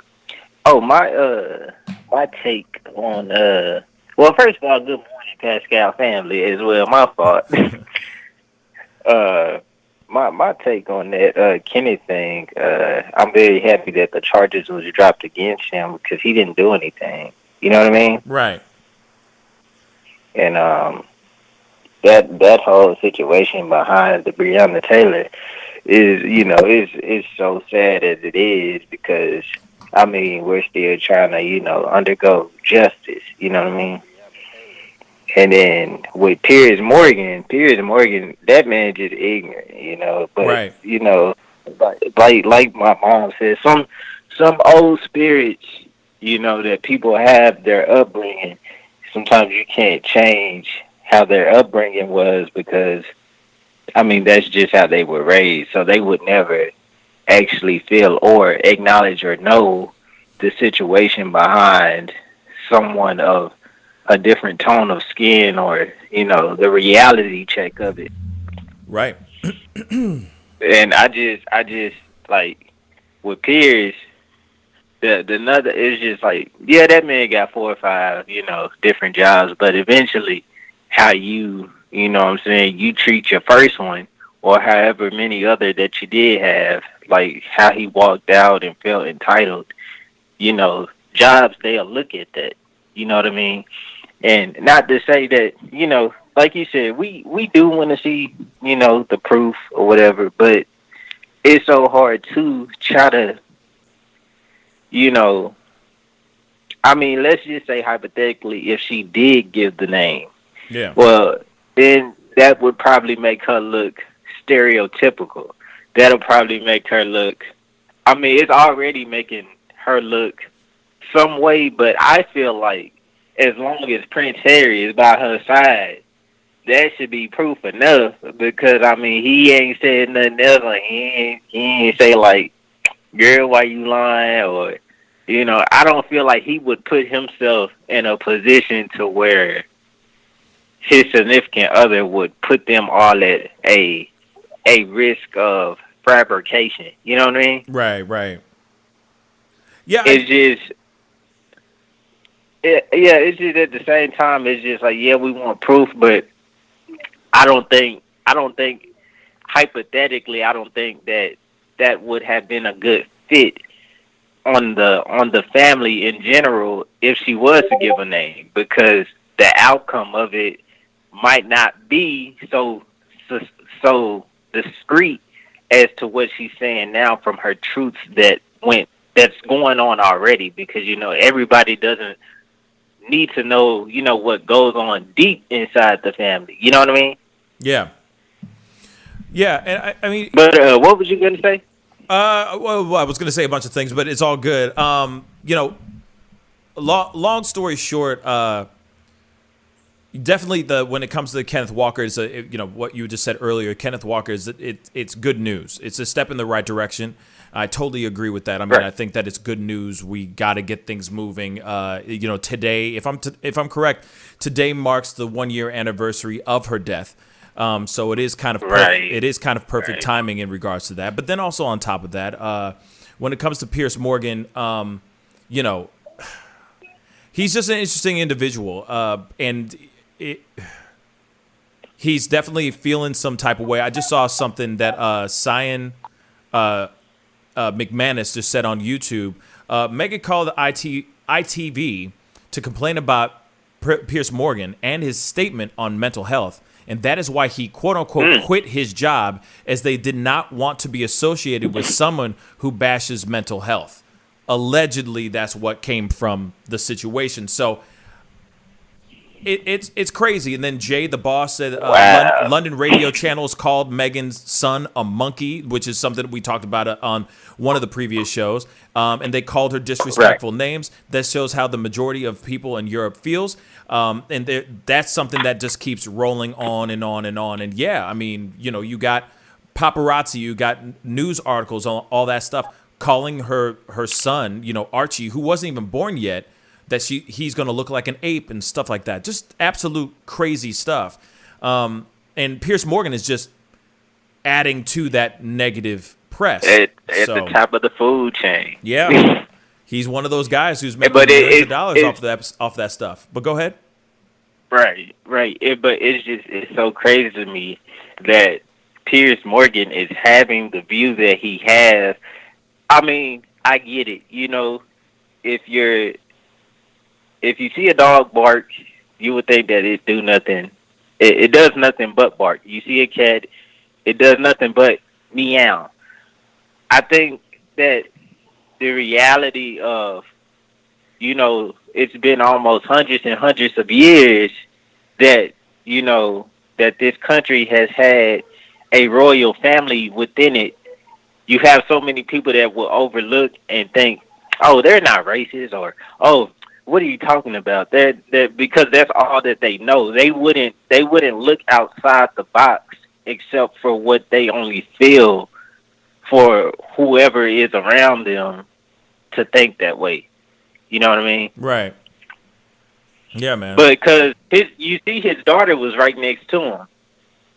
So it's almost like, what would you teach your daughter in a situation to where if she has to go to school, so she has to learn about Black history. It might not be in the same way the United States learns about theirs, but she has to learn about it. So what would be her view from this moving forward? Would she look back at this 20 years from now and be like, dang, my dad Piers was an ass, or what? Why did he not actually just think more into what he said before he laid out his judgment? That might be something that she questions her dad just later on down in life, because she doesn't understand right now. All she sees is blogs, camera, and paparazzi. That's all she sees. I think what is going to happen is she's seeing right now, at least growing up, she's seeing her father as someone who speaks for a living and is going, okay, I think this is what she's thinking, that he is standing up for what he believes in. And that's what she's going to see as a child. But as she grows up, and if this story is something that stays a part of pop culture and part of history and everything, maybe she'll change. Maybe she'll grow up and go, no, my dad was an ass. My dad was an ass with this. You know what I mean? And I don't stand for that. But she's a young child. She's a minor, so she really doesn't have anything to say about it for now. and I'm sure she's still trying to Right. figure it all out. You know what I mean? There's a lot going on. You know what I mean? And I think that things are going to change when time, as she grows up. You know what I mean? But Joseph, thank you so much for the phone call, man. I really appreciate it, brother. You know what I mean? Yes, sir. All right, Well, man. you know what I mean? I love you. Love you too, Keep man. doing what you do. I'm tuning in and love the Pascal family, and I will let you get back to your lives. Thank you, brother. Yes, sir. You stay up, man. I'll talk to you soon. You too. Thank All right, you. man. Bye. Peace.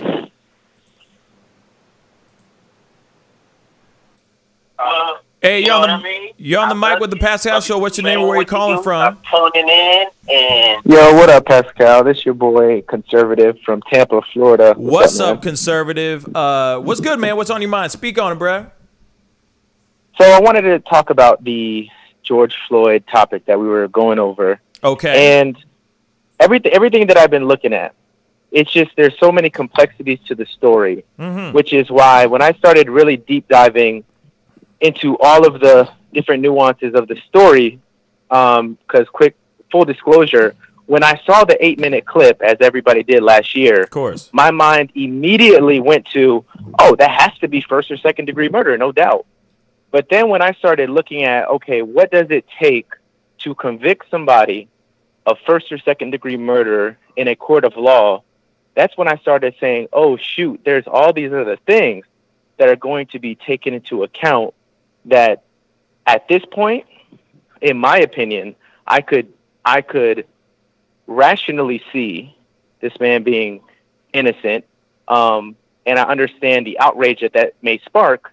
Right. But the thing that blows my mind is it went from public opinion thinking this is going to be a slam dunk to when you actually look at the whole case, it's starting to favor Chauvin.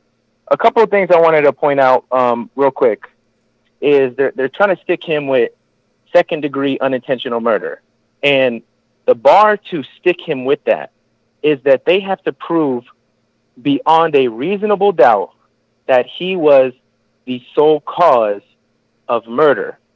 Now, if I was speaking from my own perspective and me saying, okay, if I was a juror, could I look at the whole picture, not just the 8-minute clip, like look at the whole police incident, look at the autopsy report, have all these expert witnesses go up there and testify from the defense team that are going to try to show the correlations between drugs, heart problems, and everything that happened. If I was to really look at the whole picture, can I say, and this is just me talking, that I have beyond a reasonable doubt, like I have no doubt that it was Chauvin. Now, I was looking at this, bro, for like 2 weeks. I was looking at this, ready for the trial to come up. Right on. And honestly, when I put myself in the position of these potential jurors, despite the outrage that this might cause, I really can see a jury, and this has nothing to do with, we got racist jurors or anything like that. I think a sober-minded person could look at this situation and have doubt that it was Chauvin. And right. Because the standard to convict this man is beyond any reasonable doubt, that's why I really believe that the charge that they're trying to stick him with, second-degree murder, is going to fall.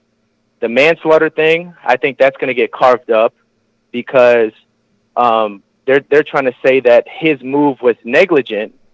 But if his move is negligent, then they have to basically tear down the whole Minneapolis Police Department because they taught him that, from what I understand. And you guys can fact check me on that one. But from what I have read, that part right there, the manslaughter, that he was taught that move. So Yes. I don't see how they're going to stick it to him on manslaughter. But, we were talking about the drugs, and a lot of people are going to focus on the drugs. And the only reason why I'm focusing on the drugs is because I think that looking at the whole story and trying to connect the dots is honestly, where I landed, it was after much research about the whole story, not just an 8-minute clip. But I just wanted to interject that in there, and you know, I understand that I know we disagree about some of the ending points, but yeah, I just wanted to interject that. Yeah, no, and first off, conservative, I do appreciate the phone call. First off, you know what I'm saying? Your opinion is always welcome on the show, period. So I just want to make that abundantly clear first. Second, yes, as you look at different things, as you look into the case and all that, yeah, this is what the defense is using. This is exactly what they're trying to do. They're trying to see if they can get this guy to walk. Now, there is a possibility that he could walk. I'm not going to sit here and say that there's not a possibility. Anything's possible. You know, he could be tried and found guilty on all counts, too. So, but they're going to use those things. They're going to use those points that you just made as hard. They're going to lean hard on those points that you made. And it will end up being up to the jury to make that decision whether this man is going to get second, third, manslaughter, whatever, if he's going to be found guilty at all. Now, when it comes to the move that you just said, that they said it is a move that he learned from the police, like the police department taught him this move to use. Sorry? Say again? I just found info on that, actually. Oh, okay. Go ahead. This says, this is from Duke University Law Department. They say that in Minneapolis, the law enforcement training course at Hennepin Technical College stopped teaching the knee restraint technique to aspiring officers after the Garner case. Veteran officers should also have learned of the change. On the other hand, he was trained specifically to use that. He was trained to use that beforehand. Before, it did fall under... it fell under the non-deadly force option of a neck restraint. Okay, but they also have a... Go ahead. Sorry, finish that part. Sorry. They do have a deadly force option, which is actually pushing on the trachea. But for non-deadly force options of neck restraints, they can do exactly what they saw to George Floyd.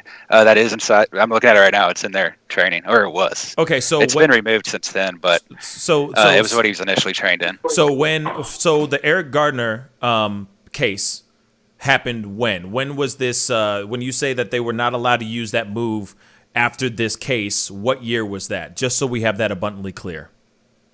2014 or 2015. Okay, so 2020 is when this whole move happened, when he put the knee on the guy's neck. So 2020, and that's 2014, right? So 6 years. There is 6 years that Derek Chauvin had an opportunity to unlearn a move that he wasn't allowed to use anymore, and yet he still used it on 2020, on the death, during the death and the suffocation and death of George Floyd. You see what I'm saying? So if it is a move that was made, and if it was a move that was learned before in 2014, it was removed. That was a move that they could not use anymore. And yet he was still using it in 2020, March of 2020. I mean, his anniversary of his death is coming up very soon in the next couple days. So you see what I'm saying? So the prosecutors have that to throw against the defense, because he didn't need to do that move. Thank you to David for that information. He didn't need to use that move, and yet he still did, and he did it in a defiant manner. The video itself, I hate Pascal, to say it, but the video itself shows a lot. But go ahead, conservative, please. I just I guess question, or shoot. I don't know how to say it, but when I watched the whole clip, because the part of the media that I don't like from the beginning is how they framed it from the beginning. If you watch that clip, you could easily think that the cops came, they saw, they need the man, right? And that was the sequence of events. But when I look at the whole video clip, I watched them detain him, he was sitting on the corner. Then they started walking him to the car, and then at that point, he started resisting getting in the car. At one point, he collapsed, which is why I believe he was having a heart attack as he was being detained, and that's when his heart attack symptoms really started showing. And the cops, three men were trying to put this man in the back of the cop car for around 10 minutes. They actually got to the point where they put him in the car, and then he somehow got out the other side.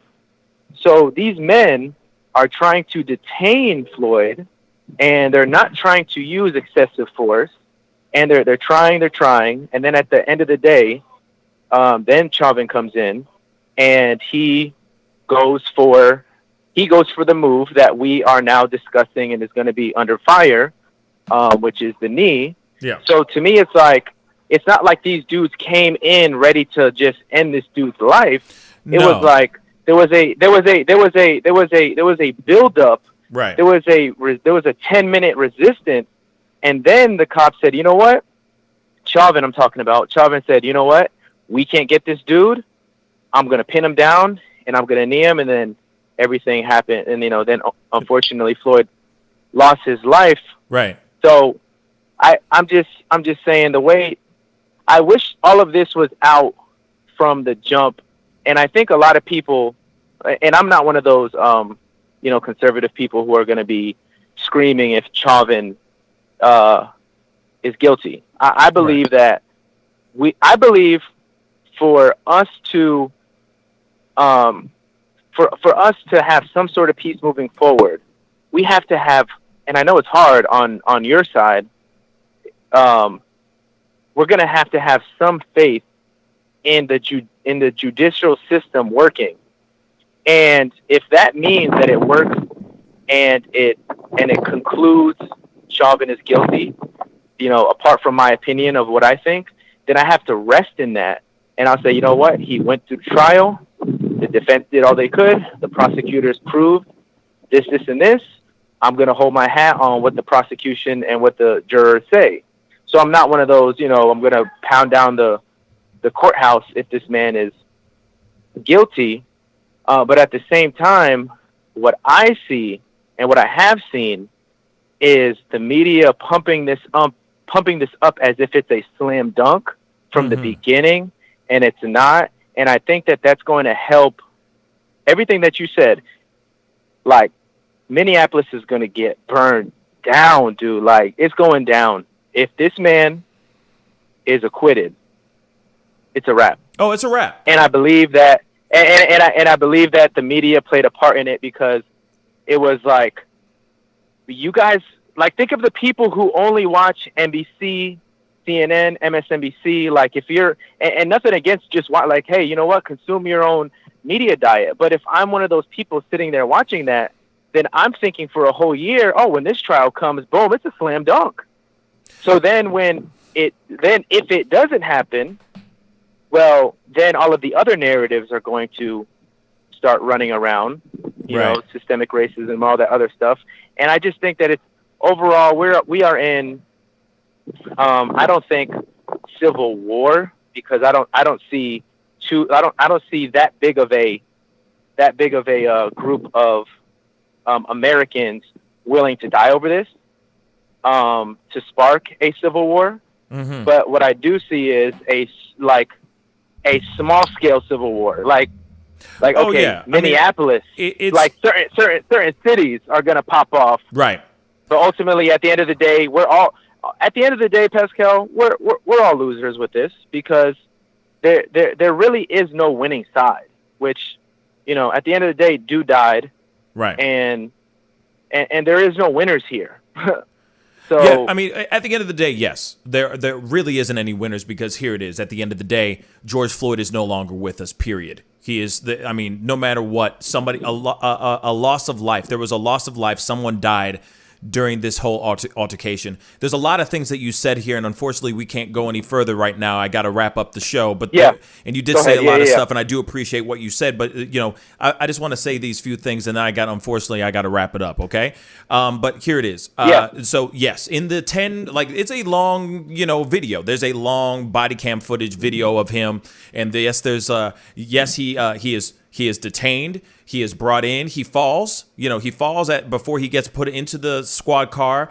Before he gets into the squad car, he's like, "Please don't put me in the car." He's freaking out, right? He's starting to panic, right? Then he falls in between on the floor of the actual back of the car where he's about to get put in. As they're trying to shove him in the car, he's trying to negotiate with them. He's pleading with them, basically saying, "Please don't do this. I don't like cuffs." Blah blah blah. He falls on the floor in between the back part, the partition and the chair. You know what I mean? The back seat chair. And then somehow he gets all the way over to the other side of the car, and he falls on the ground. Right. So then, this is when Derek Chauvin shows up. Then suddenly he is going, okay, I'm gonna make him submit. Right.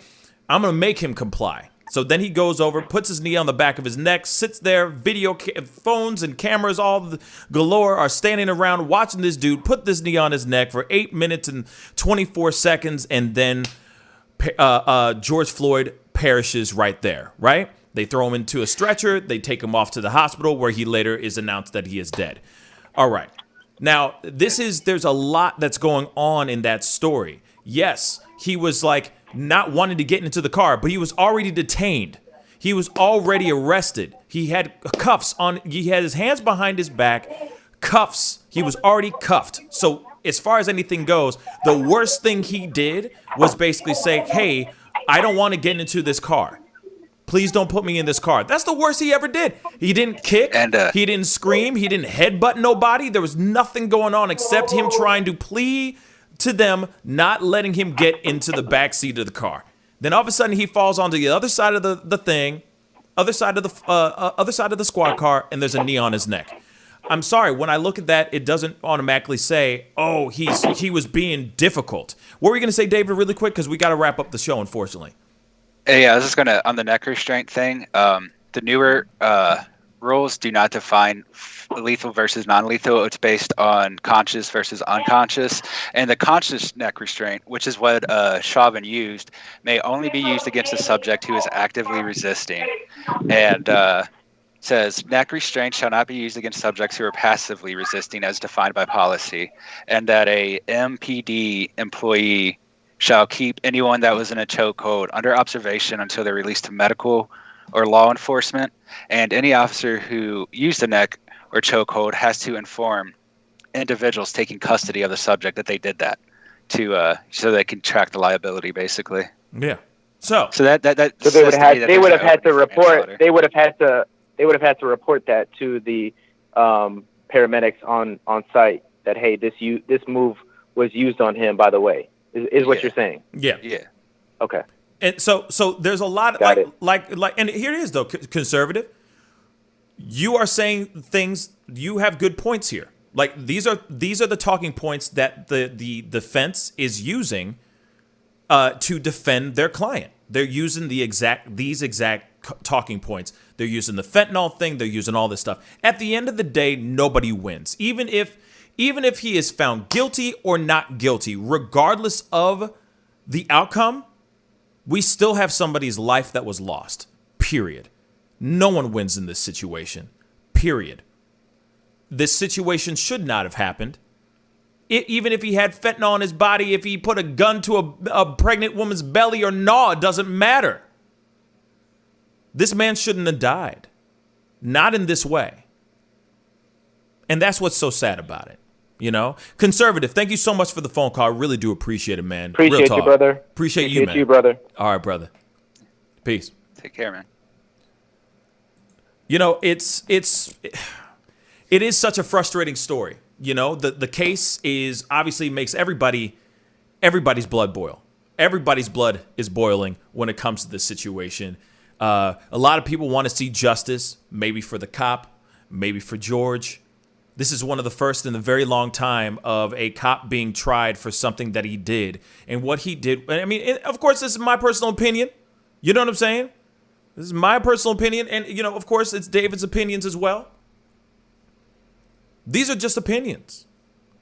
At the end of the day, it's all up to the jury and the judge on what they end up deciding to do as far as the verdict. I hope that we find some semblance of justice. But I hope we can do this peacefully as well. And it is right. Conservative is absolutely 110% right. You know, if he is found not guilty, the world will be on fire. It won't only be Minneapolis. It'll be the entire country will be on fire. We don't want that. We really don't want that. But unfortunately, that's just how we deal with things nowadays, it looks like. It shouldn't be like that, though. It really, really shouldn't be like that. But we'll see. We're going to have to see what happens as time goes on. And, of course, we're going to be covering and watching all this stuff as well. And then I saw that Leah M on YouTube, thank you so much for the comment. She said that it looks like there's a possibility that the entire jury might be a full white jury. I don't think that they can even remotely get away with that. And if it is a white jury, that would be insane if that's true. So far, they've only picked 3 from what I've seen as of yesterday. They've only picked 3. Maybe they've picked a few more. But it has to be a mixed, multicultural group, or this person's not getting tried fairly. Honestly, I mean, it's supposed to roughly be based on the demographics of the local area, so there should be proper representation. Absolutely. Though it's ultimately up to the prosecutor and attorneys. But yeah, and we'll see. And Drobo Naught, thank you so much on here. Let me get that so you can see it. They just said that one is black. I was going to say I could have sworn one of them is black so far. So it's not going to be a full white cast of jury. They've already been saying things about the juries that they have picked. They're still picking things out. So we'll see what's going to happen, and we're going to be covering it while as they get closer to an actual trial. We'll see what happens. You know what I mean? And we'll be watching it right here on the Pascal Show. Anyway, David, thank you so much for being on. Thank you. Yeah, man, it's a good show. Yeah, it was a great show, and it went off the rails, but in a good way. I didn't expect it to go down the route that it did, but I'm happy we had this conversation, and we're going to be continuing to have this conversation. And I want to remind everybody, and not saying that anything bad happened in the chat room or anything of that sort. The family is an open book of an open room, an open forum of all types of walks of life with different opinions and all that. And I do appreciate everybody willing to keep an open mind, hear people's thoughts, especially with the phone calls as well. There's going to be people who are going to be on one side and on the other. That's what's so great about this show. That's what's so great about this family. One of the best families in the internet, like I say all the time. But anyway, keep the conversations going. Sometimes we need to have those opposing views so that we can open up our minds a little bit more, and see the other side. And that's what's so cool about this show. We still love each other at the end of it. We might, it might be that the family that disagrees, but we still close. We still tight. It makes us even tighter. It makes us even closer. And I love that. But anyway, I've got to get going, unfortunately, and so does David. Say bye, David. Bye, David. Anyway, much love to you guys. I'll be on tonight at 7 p.m. Central Standard Time. Just so you know, the conversation we're going to be talking about tonight for my Speak On It segment is reparations. Does the black community deserve reparations or no? So do your research, do your homework. We're going to be talking about that tonight. That's going to be fun. So be sure to tune in tonight at 7 p.m. Central Standard Time. Reparations. Are we with it or are we not with it? And what are some options? If you're not cool with it, what are some options for it? Think about that for the next 8 hours. And I'll be chatting it with you guys then for the Speak On It segment. But anyways, time to get going. Be good to yourselves. Be good to one another. And I'll see you guys tonight at 7 p.m. Central Standard Time. This is The Pascal Show. Bye.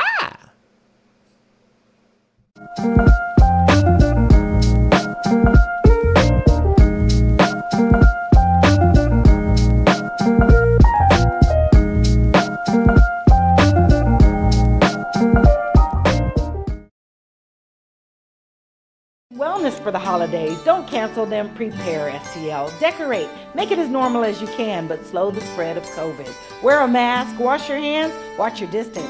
Prepare, STL, helping St. Louisans of color prepare and prevail. But you see how he makes these S's in his body right here? That's where he's hanging on, and then he's moving forward with the locomotion of his ribs. That is classic Missouri rat snake right there. I mean, so I'm gonna go ahead and grab him before he gets into a hole. Now, these snakes are not biters. They won't bite as long as you don't squeeze them. If you just stop them like this, it'll freeze them, and then you just gently pull them back. As long as you don't squeeze them, they won't bite. Yo, Mike, what's up, man? Guy? Good to see you, man. Yeah, so Sugar Fire. Yeah. Fully open, right? Yeah, we're pretty much open. So you can't sit inside yet. Monday you can sit inside a little bit. We'll have 25% of the tables inside, and then we're letting it rip outside. So I know that there's a lot of people really concerned about staying safe and all of that. No, so what are you guys doing in regards to that? Well, we have extra people to clean and rub everything down all the time. Everybody inside's wearing masks. And we have little stickers on the ground so everyone can stay 6 feet apart. Right on. The tables are all spaced out, inside and outside. Sugar Fire, open in full effect right now. They're staying healthy, they're staying clean. Go get you a rack of ribs. Sugar Fire, open right now.